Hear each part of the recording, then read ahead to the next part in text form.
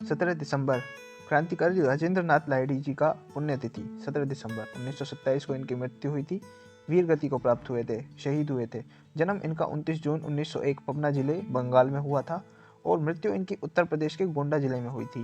मृत्यु यानी इनको फांसी दी गई थी काकोरी कांड के केस में। तो अपन को आज इनकी जीवनी के बारे में अध्ययन करना है। तो इनके बारे में बेसिक रूप से देखें तो इनके पिताजी का नाम क्षिति मोहन लाहिड़ी, माता जी का नाम बसंत कुमारी। क्रांतिकारी जो विचारधारा है वो वंशानुगत रूप से प्राप्त हुई। जब पिताजी और भाई दोनों, जब इनके पिताजी और बड़े भाई क्रांतिकारी गतिविधियों के कारण जेल गए तो ये वाराणसी आ गए, पढ़ाई लिखाई के लिए वाराणसी आए। तो वाराणसी आए तो इधर पढ़ाई लिखाई के लिए थे, लेकिन यहाँ पर उनकी मुलाकात हो गई सचिंद्र नाथ सान्याल जी से। तो हुआ क्या, ये आए तो पढ़ाई लिखाई के लिए थे, लेकिन उसके साथ इनको क्योंकि साहित्य पढ़ने का बड़ा शौक था तो इसके साथ ये क्रांतिकारी गतिविधियों से भी जुड़ गए। दोनों काम साथ साथ किया। जैसे मैं आपको बताऊं, जब इन्होंने काकोरी कांड में भाग लिया था उस वक्त ये जो काशी हिंदू विश्वविद्यालय था, काशी हिंदू विश्वविद्यालय, तो उसका क्या था, ये इतिहास के MA प्रथम वर्ष के छात्र थे उस वक्त भी।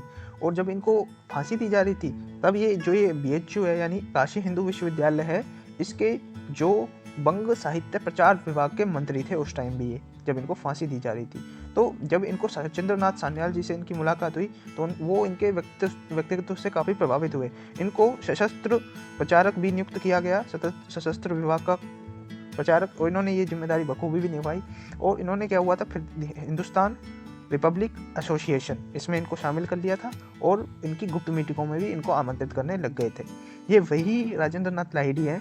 जब काकोरी कांड के लिए भूमिका तय हो रही थी तब अशफाक उल्लाह ने इसका विरोध किया था कि मुझे ये ठीक नहीं लगता, ये खतरनाक हो सकता है। तो इसके लिए इन्होंने उनको एक सिरे से रिजेक्ट कर दिया कि नहीं, जरूरी है, इससे अंग्रेजों के बीच धमाका होगा, यदि हम सफल भी हुए, पकड़े भी गए, तब भी एक बड़ी क्रांति हो जाएगी। और यह बिल्कुल सही था, हकीकत में हुई भी। आज तक भी काकोरी कांड के चर्चे हैं, यानी वो बहुत बड़ा कांड था, बहुत प्रसिद्ध हुआ। वो कांड 9 अगस्त 1925 को हुआ था, बहुत फेमस हुआ था और उसके कारण अंग्रेजों की जड़ें हिल गई थी। क्या कहें, जब इनका फांसी दी जा रही थी तो पहले क्या हुआ था, जब काकोरी कांड हुआ तो उसमें जो चैन खींची थी जिन्होंने, वो राजेंद्र नाथ लाहिड़ी थे, जिन्होंने ट्रेन को रोका। उसके बाद चारों कारावांत हुए। तो उसके बाद क्या हुआ, ये तो बच के निकल गए, इनको क्या था, कलकत्ता भेज दिया गया। रामप्रसाद बिस्मिल ने कलकत्ता भेज दिया। तो वहाँ पर क्या है कि ये बम बनाने आदि के बारे में सीखने लगे।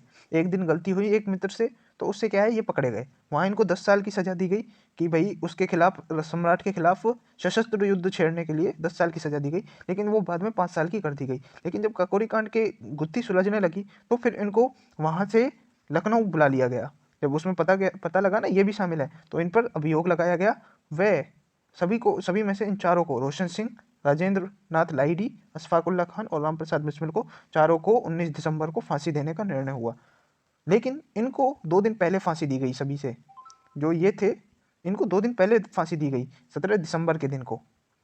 इसलिए जो बाकी को कितने दी गई, 19 दिसंबर 1927 को इनको 2 दिन पहले दिया गया। और ये काफ़ी प्रसिद्ध क्रांतिकारी रहे हैं।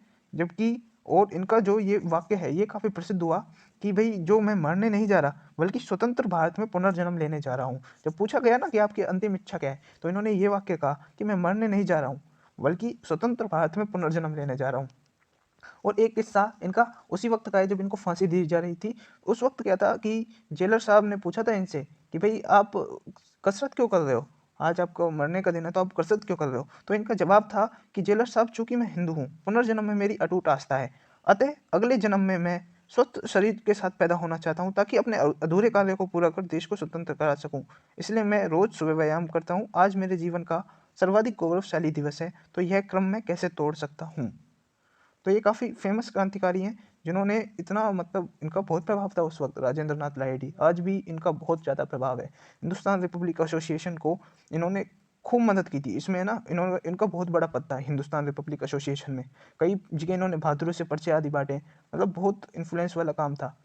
तो इनकी यह जीवनी है सरफेस से, हालांकि जीवनी बहुत बड़ी होती है लेकिन सरफेस से इनकी ये जीवनी है। ये लाइन बहुत इंपॉर्टेंट थी क्योंकि एक ये 2 उद्देश्यों को पूरा करते हैं। एक है जो ये गीता से बहुत प्रेरित है, भगवद गीता से। तो ये सिखाता है कि हमें यदि क्रांति करनी है तो धार्मिक भी बनना चाहिए, ये सारी चीज़ें भी पढ़नी चाहिए, जिससे अपन को ये क्लियर हो कि इतना मैं मर नहीं रहा बल्कि स्वतंत्र भारत में पुनर्जन्म लेने जा रहा हूँ। ज़्यादातर क्रांतिकारियों का सोर्स यही है।